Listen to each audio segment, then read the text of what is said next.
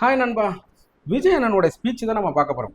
So எல்லோருக்குமான தலைவர் doctor Ambedkar அவர்களுடைய நூல் வெளியீட்டு விழாவில் நம்ம விஜய் அண்ணனோட ஸ்பீச்சை கேட்டு மிரண்டு போயிட்டேன். ஸோ எல்லாருமே மிரண்டு போயிருப்போம். ஸோ என்ன அப்படி என்ன பேசிட்டாரு அப்படின்னு நீங்கள் எல்லாரும் பார்த்துருப்பீங்க. ஒரு வேளை பார்க்காதவங்க என்னோட சேர்ந்து நீங்கள் ஒரு டைம் இன்னொரு டைம் பார்த்துருங்க. அது பார்த்து முடிச்சதுக்கப்புறம் நான் அதை எப்படி பார்த்தேன், எனக்கு என்னென்ன தோணுச்சுங்கிறதெல்லாம் பகிர்ந்துக்க போகிறேன். ஸோ ரொம்ப நேரம் பேசணும்னா ஃபஸ்ட்டு அந்த வீடியோ ஃபஸ்ட்டு பார்த்து வந்துடுவோம். ஏன்னா ஒரு டைம் கேட்டுட்டேன், இன்னொரு டைம் வந்து உங்களோட சேர்ந்து நானும் கேட்கணும்னு ஒரு ஆசையாக இருக்குது. இன்னொரு டைம் பார்த்து பாருங்க. ஆரம்பிச்சு அவர் பேச ஆரம்பிச்சிருக்கோம்.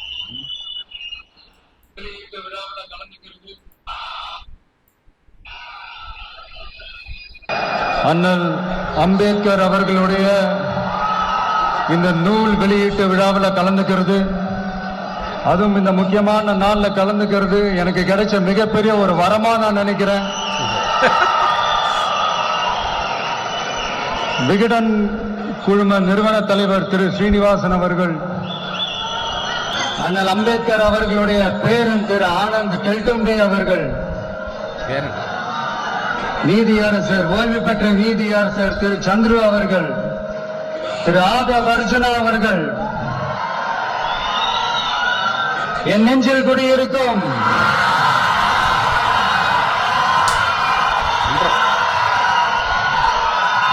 என்னுடைய நண்பா நண்பிகள் தோழிகள், குட்டி கோரியில பார்க்கும்போது அதில் இருந்த ஒரு விஜயன் எனக்கு தெரியும். உங்க எல்லாரும் கூடவும் இவங்க எல்லாரும் கூடவும் இந்த ஸ்டேஜ்ல நானும் இருக்கிறது எனக்கு ரொம்ப பெருமையா இருக்கு. முக்கியமா இப்படி ஒரு பங்கனை ஏற்பாடு பண்ணி எனக்கு அந்த வாய்ப்பை கொடுத்த விகடன் குழுமத்திற்கு என்னுடைய மனமார்ந்த நன்றிகளை தெரிவிச்சுக்கிறேன்.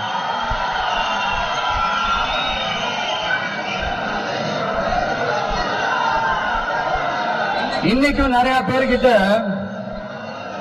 உங்க ஃபேவரட்டான ஹாலிடே டெஸ்டினேஷன் எதுன்னு கேட்டீங்கன்னா நியூயார்க் சிட்டின்னு சொல்லுவாங்க.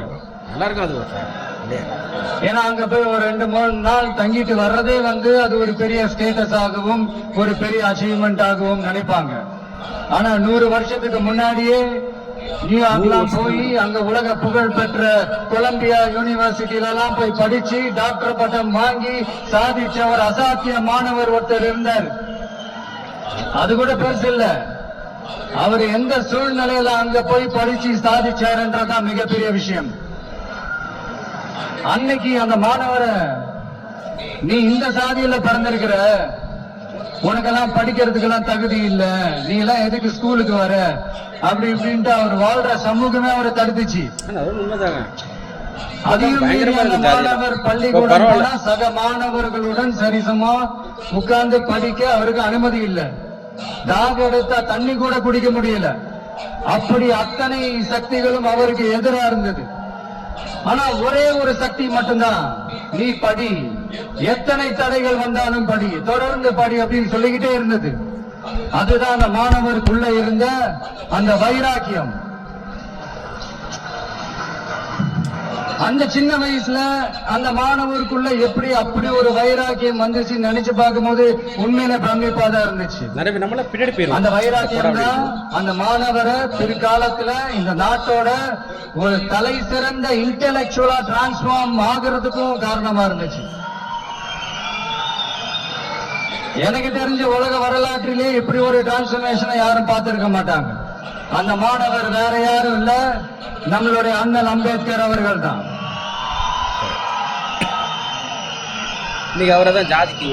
வன்மத்தை மட்டுமே தனக்கு காட்டிய இந்த சமூகத்திற்கு அவர் திருப்பி என்ன செஞ்சாரு அப்படின்னு அதை படிச்சு பார்க்கும்போது உண்மையிலேயே மேய்ச்சல் இருக்க வச்சது. பிறப்பால் நாம் அனைவரும் சமம், நீ எந்த சாதியில பிறந்திருந்தாலும் எந்த மதத்தை பின்பற்றினாலும் சட்டத்தின் முன் நாம் அனைவரும் சமம் அப்படிங்கிற ஒரு உயரிய கோட்பாட்டை உறுதி செய்யும் நம் நாட்டின் அரசியல் சாசன சட்டத்தை வழங்கி நம்ம நாட்டில் இருக்கிற எல்லாருக்குமே ஒரு பெருமை தேடி தந்தவர். இன்னைக்கு ரிலீஸ் பண்ற இந்த புக்ல எல்லோருக்குமான தலைவர் அம்பேத்கர் அப்படின்ற அந்த புக்ல ஒரு 100க்கும் மேற்பட்ட கட்டுரைகள், நேர்காணல்கள் எல்லாமே இருக்குது. அதுல என்ன ரொம்ப யோசிக்க வச்சது அவர் எழுதின அந்த பயோகிராபி தான். வெயிட்டிங் ஃபார் அ விசான்னு சொல்லி அதுக்கு தலைப்பு வச்சிருந்தார். அதுல அவர் லைஃப்ல ஃபேஸ் பண்ண விஷயங்கள், அவரை பாதிச்ச விஷயங்கள் எல்லாமே கிட்டத்தட்ட ஒரு 6 சம்பவங்கள் பத்தி அதுல குறிப்பிட்டிருந்தார். அதுல ஒரு 2 விஷயம் என்ன ரொம்ப பாதிச்சது என்னன்னா, அதுல ஒண்ணு, அவருக்கு 9 இயர்ஸா இருக்கும் போது அவரும் அவருடைய பிரதரும் வெளியூர்ல இருக்கிற அவங்க அப்பாவை பாக்குறதுக்காக போறாங்க. அப்ப ட்ரெயின்ல இருந்து இறங்கி இந்த மாட்டு வண்டிக்காக வெயிட் பண்ணிட்டு இருக்கும் போது ஒருத்தர் கூட அவங்களை ஏத்திட்டு போறதுக்கு தயாரா இல்ல. ஏன்னா அந்த அளவுக்கு தீண்டாமை கொடுமை. அப்போ கொஞ்சம் எக்ஸ்ட்ரா பணம் காசு எல்லாம் கொடுக்கறோம்னா ஒரு வண்டிக்காரர் ஒத்துக்கிறாரு. அப்ப கூட அந்த வண்டிக்காரர் என்ன பண்றாருன்னா, அந்த பசங்களை வண்டி ஓட்ட சொல்லிட்டு இவரு தீட்டுப்பட்டுடும்னு சொல்லி வண்டியில ஏறாம நடந்து போறாரு. அந்த நாள் முழுக்க அந்த பசங்களுக்கு குடிக்க தண்ணி கூட கொடுக்காம அந்த டிராவல் எவ்வளவு கொடுமையா இருந்துச்சுன்னு சொல்லி அதுல மென்ஷன் பண்ணிருந்தார். ரெண்டாவது, அதே அம்பேத்கர் அவர்கள் அமெரிக்கா பிரிட்டன்ல எல்லாம் போய் படிச்சு டாக்டர் பட்டம் எல்லாம் வாங்கி சாதிச்சு ஒரு பெரிய வழக்கறிஞரா இந்தியாவுக்கு திரும்ப வராரு. அப்ப மும்பைக்கு பக்கத்துல ஒரு கிராமத்துக்கு அவரை கூப்பிடுறாங்க. அப்ப அவர் ஒரு அரசாங்க பொறுப்புல இருக்கிறாரு. அந்த கிராமத்துக்காரங்க ஒரு வண்டியை ஒண்ணு ஏற்பாடு பண்ணி அவரை கூட்டிட்டு வரணும்னு நினைக்கிறாங்க. ஆனா அந்த வண்டி ஓட்டுறவரு அவருக்கு சமமா உட்கார்ந்து வண்டி ஓட்டுறதுக்கு யோசிக்கிறாரு, மறுக்கிறாரு. ஒரு லண்டனுக்கு போய் ஒரு பாரிஸ்டர் பட்டம் வாங்கிய அம்பேத்கரை விட ஒரு வண்டி ஓட்டுறவரு தன்னை உயர்ந்தவனா நினைக்கிறார். அதுதான் அந்த சமூக கொடுமைதான் அவரை சமத்துவத்துக்காக போராட வச்சது. எனக்கு ஒரு டவுட்டுங்க, இன்னைக்கு திரு அம்பேத்கர் அவர்கள் உயிரோடு இருந்திருந்தா என்ன நினைப்பாரு? ரொம்ப கேவலமா நினைச்சிருப்பாரு. இந்த மக்களுக்காக நம்ம இதெல்லாம் பாடுபட்டோம், இதெல்லாம் செஞ்சோம், இவங்களுக்காக வேண்டிய நம்ம போய் போராடணும் அப்படின்னு நினைச்சு ரொம்ப கேவலப்பட நினைச்சிருக்கோம். இன்னைக்கு இருக்கிற நம்ம இந்தியாவை பார்த்து அவர் பெருமைப்படுவாரா, இல்ல வருத்தப்படுவாரா, இல்ல அப்படியே வருத்தப்பட்ட எதை நினைச்சு வருத்தப்படுவாரு? எல்லாத்தையும் நினைச்சு வருத்தப்படுவார். இன்னைக்கு நம்ம நாடு முழு வளர்ச்சி அடையணும்னா ஜனநாயகம் காக்கப்படணும். அந்த ஜனநாயகம் காக்கப்படணும்னா அரசியல் அமைப்பு சட்டம் காக்கப்படணும். அதுக்கான பொறுப்பு, அந்த கடமை நம்ம ஒவ்வொருத்தருக்கிட்டையும் இருக்கணும்னு தோணுச்சு. அந்த பொறுப்போடும் அந்த கடமையோடும் தான் இதை நான் ஆணித்தரமா சொல்றேன். ஜனநாயகத்தை நாடுவேர் ஃப்ரீ அண்ட் ஃபேர் எலெக்ஷன்ஸ், சுதந்திரமான மற்றும் நியாயமான தேர்தல். தேர்தல் நியாயமா நடக்கலன்னு நான் சொல்ல வரல, பட் சுதந்திரமாகவும் நியாயமாகவும் தான் தேர்தல் நடக்குது அப்படிங்கிற அந்த அசைக்க முடியாத நம்பிக்கை நம்ம ஒவ்வொரு இந்தியனுக்கும் இருக்கணும்னு தோணுச்சு. அது அமையணும்னா தேர்தல் ஆணையர்கள் கான்சென்சஸ், அதாவது ஒருமித்த கருத்து அடிப்படையில் மட்டும்தான் நியமிக்கப்பட வேண்டும் அப்படின்றதான் என்னுடைய ஒரு வலிமையான ஒரு கோரிக்கை. இரண்டாவது, ஏப்ரல் 14 அண்ணல் அம்பேத்கர் அவர்களுடைய பிறந்த நாள். அன்னைக்குதான் நம்ம ஒட்டுமொத்த இந்தியர்களுக்குமான ஜனநாயக உரிமைகள் பிறந்த தினம். அதனால அந்த டேட்ட இந்தியாவோட ஜனநாயக உரிமைகள் தினமா அறிவிக்கணும்.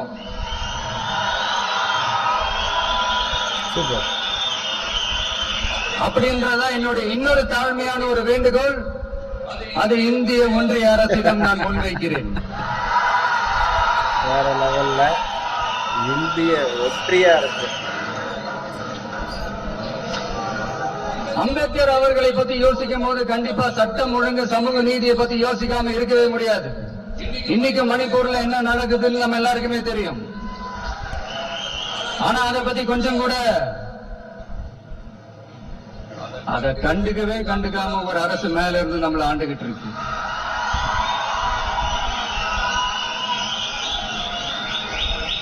சரி, அங்கதான் அந்த அரசு அப்படி இருக்குன்னா இங்க இருக்கிற அரசு எப்படி இருக்கு?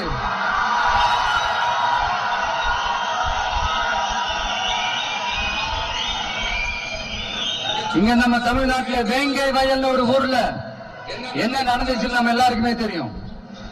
சமூக நீதி பேசுற இங்க இருக்கிற அரசு அதுக்கு எந்த விதமான ஒரு நடவடிக்கை எடுத்த மாதிரியே எனக்கு தெரியலையே. இவ்வளவு காலங்கள் தாண்டி, இத்தனை வருஷங்கள் தாண்டி ஒரு துரும்ப கூட கிள்ளி போடலையே.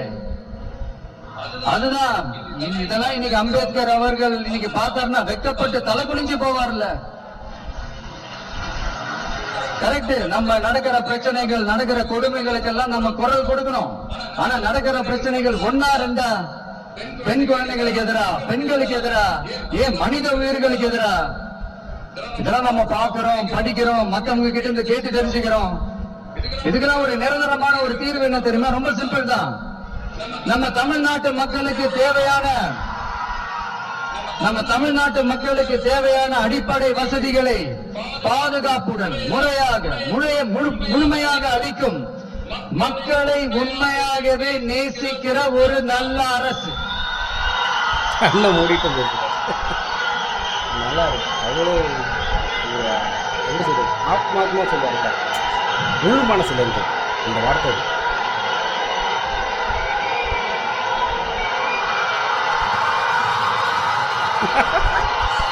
செம்ம. அது சொல்ல பார்த்தீங்களா வேற லெவல், சூப்பரா இருக்கு.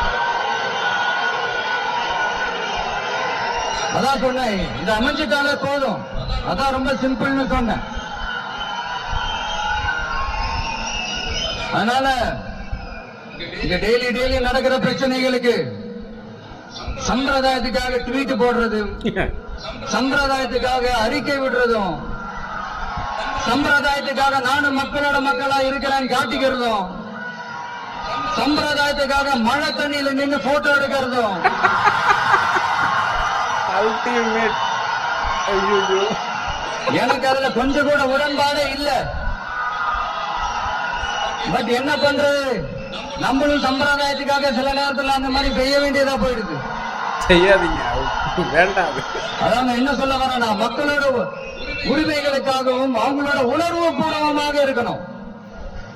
என்ன ஒவ்வொருத்தரும் அவங்க குடும்பத்துல ஒருத்தனா நினைச்சிட்டு இருக்கிற அவங்க தமிழ்நாட்டுல அவங்களுக்கு எங்க என்ன பிரச்சனை நடந்தாலும் அவங்களோட உரிமைகளுக்காகவும் அவங்களோட உணர்வு பூர்வமாக இருப்பேன். எப்பவுமே அப்படிதான் இருப்பேன்.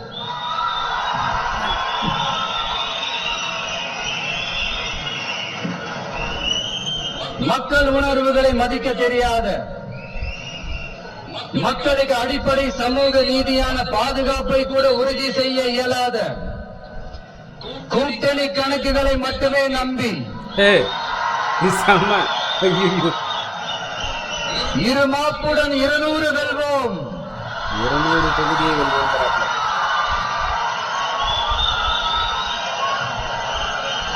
என்று எகத்தால முழக்கமிடும் மக்கள் விரோத ஆட்சியாளர்களுக்கு என் மக்களோடு இணைந்து நான் விடுக்கும் எச்சரிக்கை.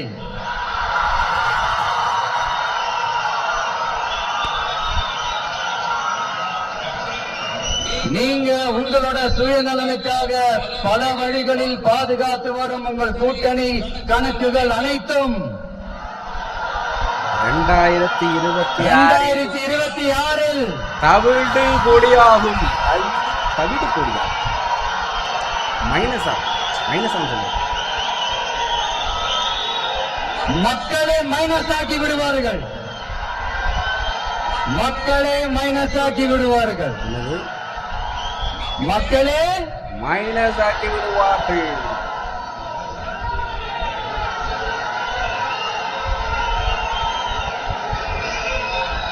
எனக்கு இந்த வாய்ப்பு கொடுத்த விகடன் குழுமத்திற்கும் வந்திருக்கும் பெரியோர்களுக்கும் சான்றோர்களுக்கும் மீண்டும் என்னுடைய வணக்கங்கள், மீண்டும் என்னுடைய நன்றிகள். கடைசி ஒரே ஒரு விஷயம், சூப்பரா விடுதலை சிறுத்தைகள் தலைவர் திரு தோல் திருமாவளவன் அவர்கள்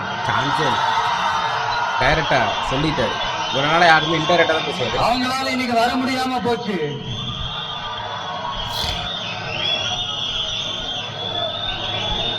அம்பேத்கர் அவர்களுடைய புத்தக வெளியீட்டு விழாவிற்கு கூட அவரால் கலந்துக்க முடியாத அளவிற்கு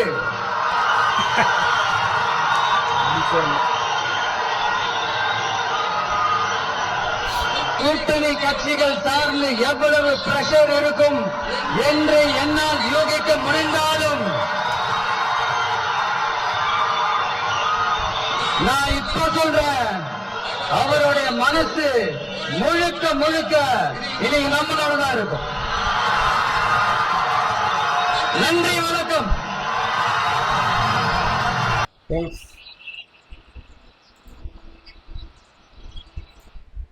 ஓகே, செம்ம ஸ்பீச் இல்லை, அல்டிமேட் ஸ்பீச். எனக்கு ரொம்ப பிடிச்சது. ஸோ எனக்கு வந்து விஜயனன்ட்ட வந்து என்ன பிடிச்சிருந்துச்சுன்னா, இவ்வளோ நாள் நான் பார்த்த ஒரு அரசியல் இவர்கிட்ட நான் பார்க்கவே இல்லை. ஸோ நடுப்புற வந்து இந்த நிவாரண நிதியை வந்து அந்த விழுப்புரம் அந்த பக்கத்தில் பாதிக்கப்பட்டவங்களுக்கு வந்து பணியூரில் வர வச்சு கொடுத்ததா சில வதந்தி சில பேர் சொல்லிட்டு இருந்தாங்க. பட் அதுக்கான ரீசன் என்ன அவங்கிறது உண்மையான ரீசன் அவர் மட்டும் தான் தெரியும். பட் இருந்தாலும் எனக்கே அது வந்து பார்க்கும்போது கொஞ்சம் சங்கடமாக தான் இருந்துச்சு. என்னடா ஏன் போகலை, நேரில் போய் பார்க்கலாமே, மக்களுக்கு ஏதாவது ஒரு ஆறுதல் சொல்லலாமே, அவங்களுக்கு ஒரு சந்தோஷத்தை கொடுக்குமே நம்ம நினச்சோம். பட் இருந்தாலும் அவர் இந்த இந்த வேர்டு சொல்லும்போது எனக்கு ரொம்ப ஒரு என்னை பாதிக்க வச்சுது. ஏன்னா சும்மா போலியாக போய் நான் போய் நிற்கிறது, போலியாக பண்ணுறது, இதிலெல்லாம் எனக்கு உடன்பாடே இல்லை. பட் இருந்தாலும் சில நேரத்தில் நானும் அதை செய்ய வேண்டியதாக இருக்குது அப்படின்னு சொல்கிறாருன்னா அவர் வேற எதை யோசிக்கிறாருன்னு தான் எனக்கு தோணுச்சு. ஏன்னா ஏன் அதை வந்து இவ்வளோ மழைகள் தாங்க முடியாத அளவுக்கு சில பிரச்சனைகள் வருதுன்னா மழை தண்ணியெல்லாம் ஆட்டோமேட்டிக்காக போய் வெளியில சேர்ந்து வேற மாதிரி ஒரு விஷயத்தெல்லாம் கரெக்டாக ஃபாலோ பண்ணிட்டா இந்த மாதிரி பாதிப்பு மக்களுக்கு வராது. அதை செய்யாமல் இதையே செய்யணும்னு சொல்கிறாருன்னு எனக்கு தோணுச்சு பர்சனலாக. பட் எப்படி, ஏன்னா அதுதானே உண்மை.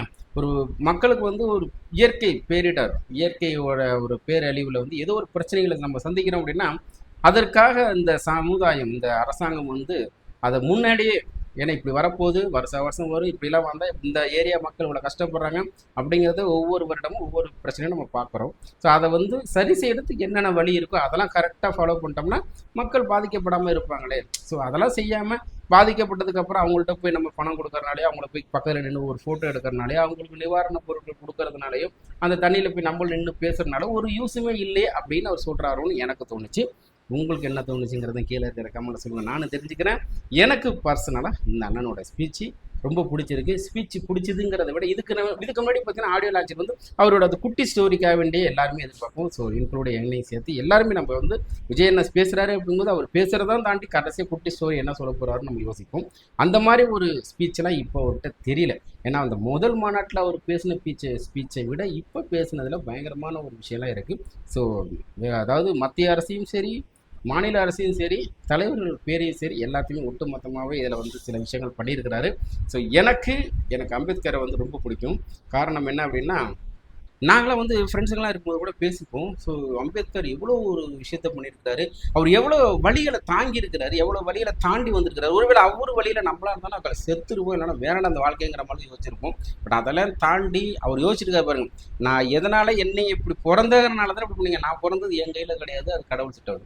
அப்படியே பிறந்ததுனாலும் இதில் தான் நான் பிறக்கணும், இதில் நான் பிறக்கக்கூடாதுன்னு நான் எதிர்பார்த்து பிறக்கலை. இந்த மாதிரி பிறந்துட்டேங்கிற ஒரே காரணம் என்னை ஒடுக்குறீங்களே.